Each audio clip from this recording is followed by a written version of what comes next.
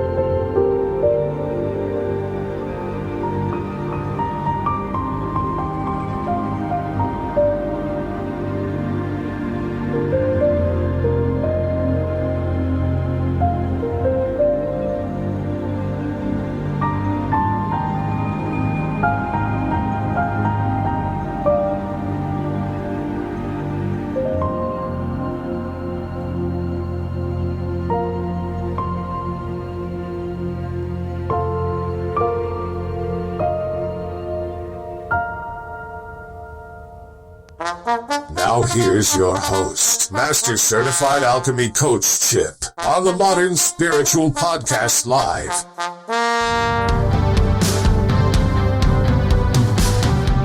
And that's a good morning to you. On a morning gratitude of a happy Pandemic Monday, I'm Alchemy Coach Chip, and I got this half hour for you guys, another money affirmation of wealth and a sound healing meditation as well. But right now we're going to continue things with A Path of Prosperity by James Allen. This is chapter number 2 that we're going to get into. This is going to lead us all the way till this week and next weekend, because this has got about 7 chapters to it. It's got a very interesting twist to it. Yesterday was the lessons of evil. That was the first one, leading us into higher wisdom, chapter 1. And now here we are getting into the world is our reflection. And as you'll see more and more of it, it's exactly to be in truth. And when you learn the truth of it, it's not all racked out like we used to think it used to be.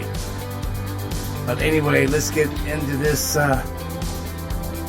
lesson right here on the Modern Spiritual Podcast Live. The Path of Prosperity by James Allen. Chapter 2.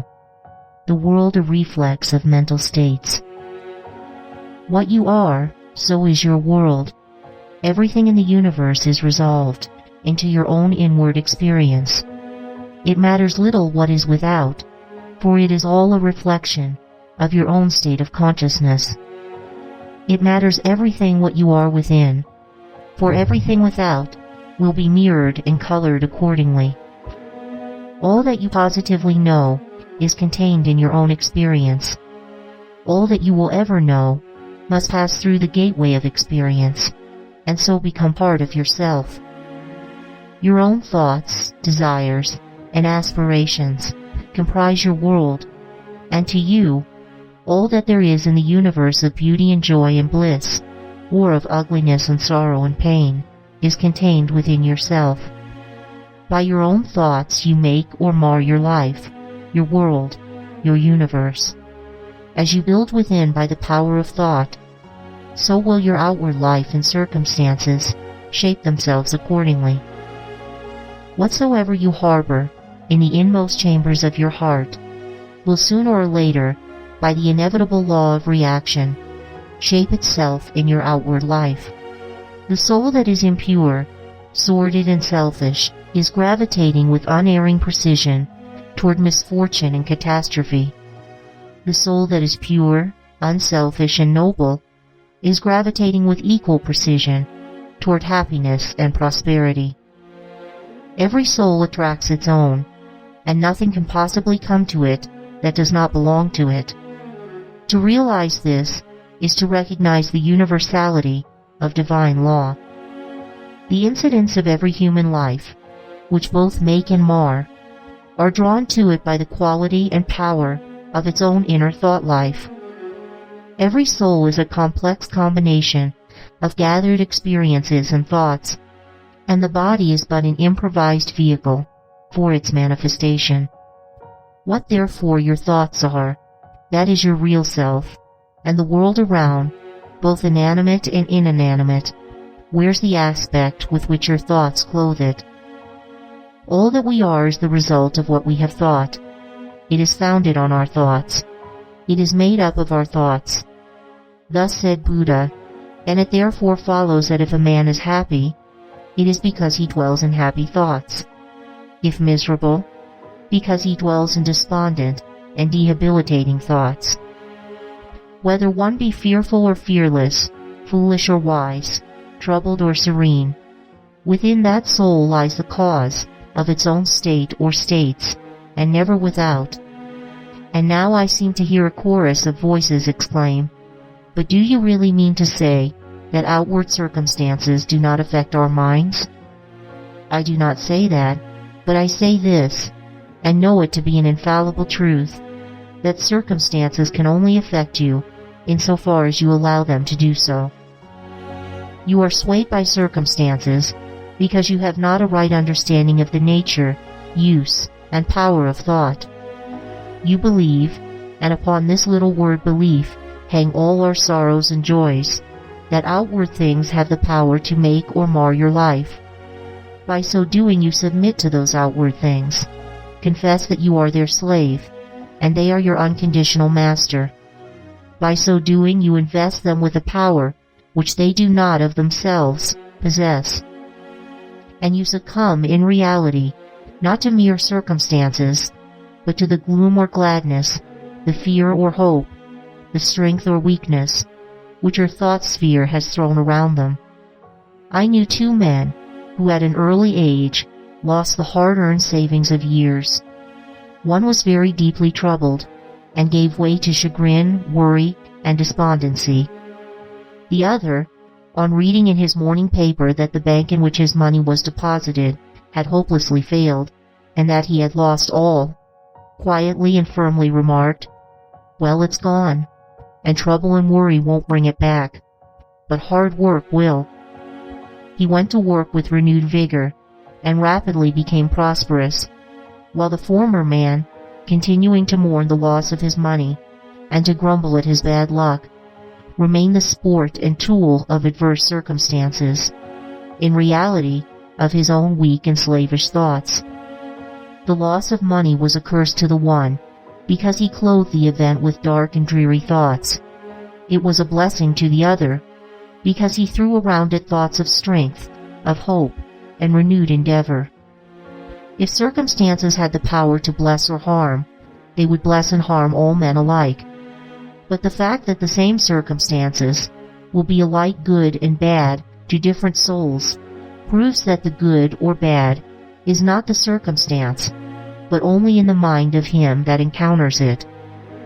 When you begin to realize this, you will begin to control your thoughts, to regulate and discipline your mind, and to rebuild the inward temple of your soul, eliminating all useless and superfluous material, and incorporating into your being thoughts alone of joy and serenity, of strength and life, of compassion and love, of beauty and immortality. And as you do this, you will become joyful and serene, strong and healthy, compassionate and loving, and beautiful with the beauty of immortality. As we clothe events with the drapery of our own thoughts, so likewise do we clothe the objects of the visible world around us. And where one sees harmony and beauty, another sees revolting ugliness. An enthusiastic naturalist was one day roaming the country lanes in pursuit of his hobby, and during his rambles came upon a pool of brackish water near a farmyard. As he proceeded to fill a small bottle with the water for the purpose of examination under the microscope, he dilated, with more enthusiasm than discretion, to an uncultivated son of the plough who stood close by, upon the hidden and innumerable wonders contained in the pool, and concluded by saying, "Yes, my friend, within this pool is contained 100, nay, 1,000,000 universes, had we but the sense or the instrument by which we could apprehend them." And the unsophisticated one ponderously remarked, "I know the water be full of tadpoles, but they be easy to catch." When the naturalist, his mind stored with the knowledge of natural facts, saw beauty, harmony, and hidden glory, the mind unenlightened upon those things saw only an offensive mud puddle. The wild flower, which the casual wayfarer thoughtlessly tramples upon, is, to the spiritual eye of the poet, an angelic messenger from the invisible. To many, the ocean is but a dreary expanse of water on which ships sail and are sometimes wrecked. To the soul of the musician, it is a living thing, and he hears, in all its changing moods, divine harmonies. Where the ordinary mind sees disaster and confusion, the mind of the philosopher sees the most perfect sequence of cause and effect. And where the materialist sees nothing but endless death, the mystic sees pulsating and eternal life. And as we clothe both events and objects with our own thoughts, so likewise do we clothe the souls of others in the garments of our thoughts. The suspicious believe everybody to be suspicious. The liar feels secure in the thought that he is not so foolish as to believe that there is such a phenomenon as a strictly truthful person. The envious see envy in every soul. The miser thinks everybody is eager to get his money.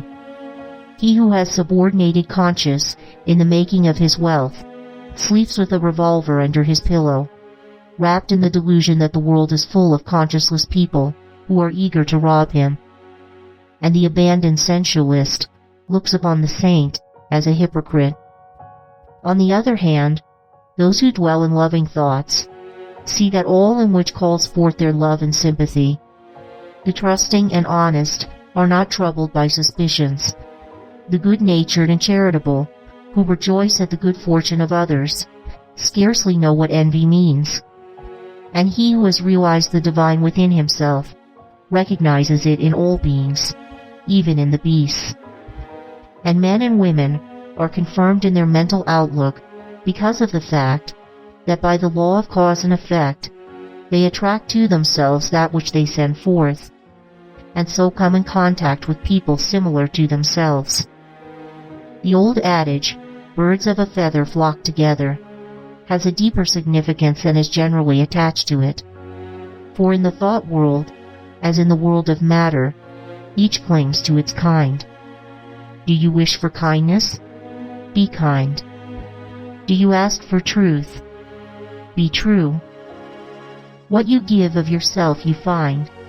Your world is a reflex of you. If you are one of those who are praying for and looking forward to a happier world beyond the grave, here is a message of gladness for you. You may enter into and realize that happy world now. It fills the whole universe, and it is within you, waiting for you to find, acknowledge, and possess, said one who knew the inner laws of being. When men shall go here or go there, go not after them. The kingdom of God is within you. What you have to do is believe this. Simply believe it, with a mind unshadowed by doubt, and then meditate upon it till you understand it. You will then begin to purify and to build your inner world. And as you proceed, passing from revelation to revelation, from realization to realization, you will discover the utter powerlessness of outward things beside the magic potency of a self-governed soul. If thou wouldest right the world and banish all its evils and its woes, make its wild places bloom and its drear deserts blossom as the rose, then right thyself.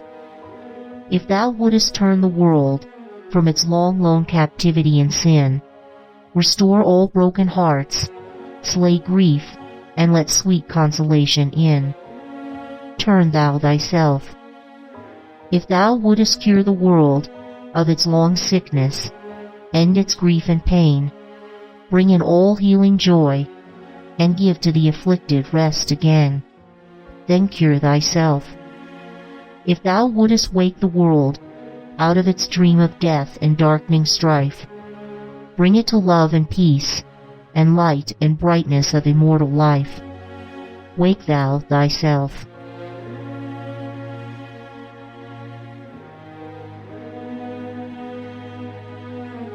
It's Alchemy Coach Chip, and this is part 2 of the James Allen Path of Prosperity. Can you say it? The world of the reflection of you. And coming up on Friday, we will have part number 3, which is going to continue on with 4 and 5 all the way until the next weekend. So it's a very interesting and a very enlightened lesson that we're having here, from going back from many plateaus of life and learning the truth of it and all things. In the meantime, we will go into right now affirmations for success, and that's what I'll leave you with. And then right after this will be the meditations for the soul sound healing meditation as well. So in the meantime, I'll talk to you on Wednesday with Music Row. That's when I'll play some more music of some kind, maybe some jazz and some more classical, because people like that. But in the meantime, here's some affirmations for your success on the Modern Spiritual Podcast, live with the morning gratitude of a happy pandemic Monday.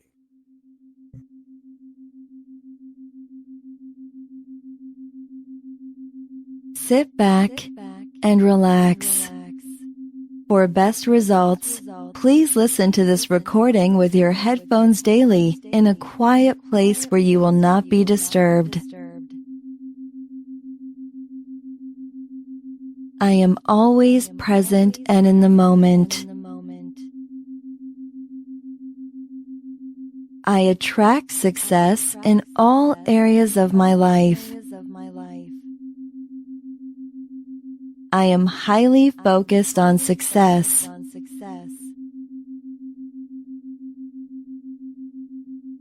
My management skills open the doors of opportunity. I am motivated and productive. All of my thoughts, plans, and ideas lead me straight to success.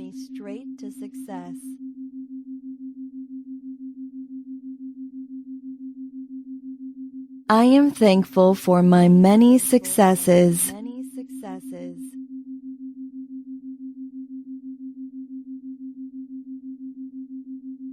I succeed with ease.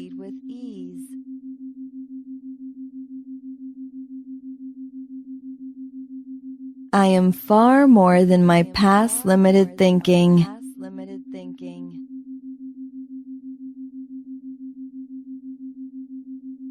I am a success magnet.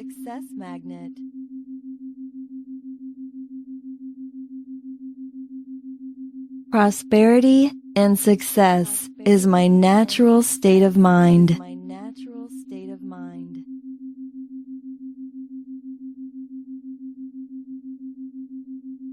I am proud of my achievements.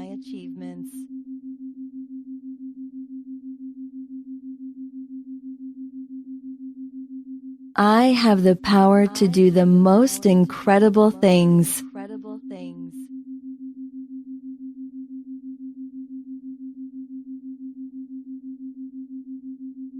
Success and achievement are natural outcomes for me.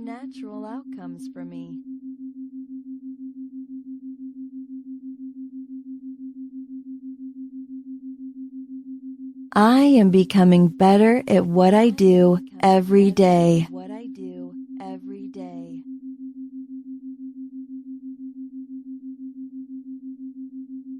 I am committed to results.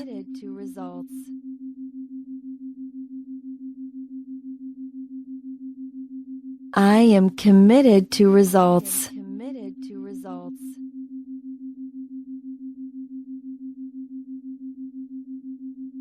Success and good fortune flow toward me in a river of abundance.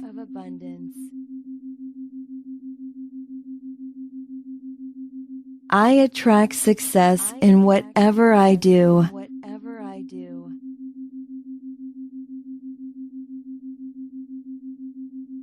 I am free of negative thinking.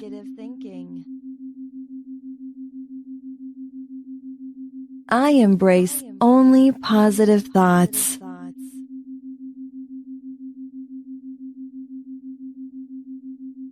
I have the power to do the most incredible things.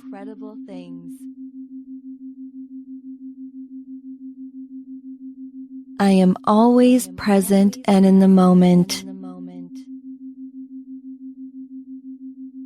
I attract success in all areas of my life. I am highly focused on success.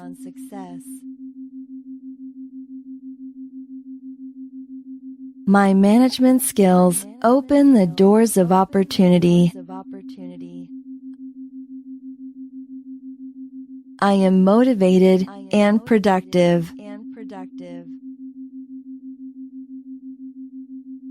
All of my thoughts, plans, and ideas lead me straight to success.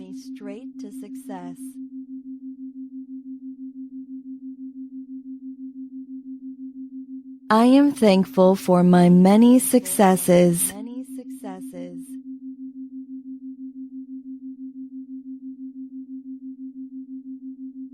I succeed with ease.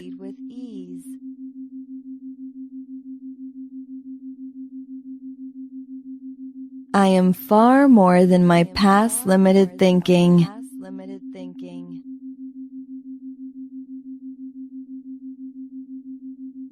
I am a success magnet.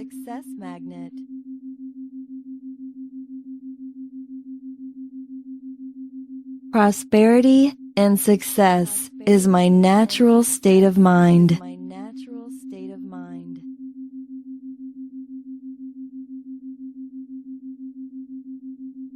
I am proud of my achievements.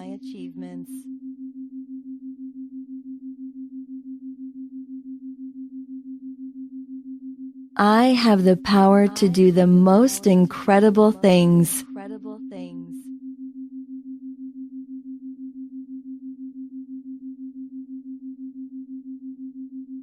Success and achievement are natural outcomes for me.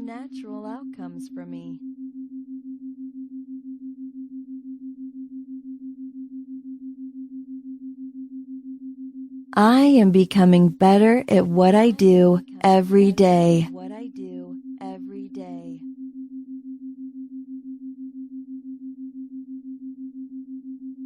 I am committed to results.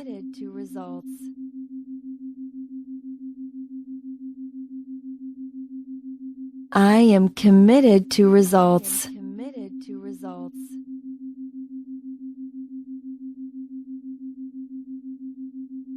Success and good fortune flow toward me in a river of abundance.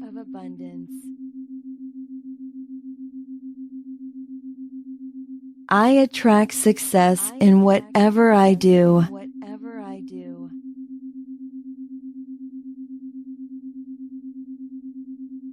I am free of negative thinking.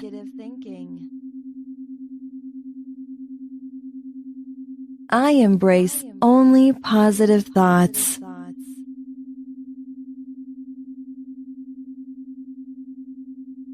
I have the power to do the most incredible things.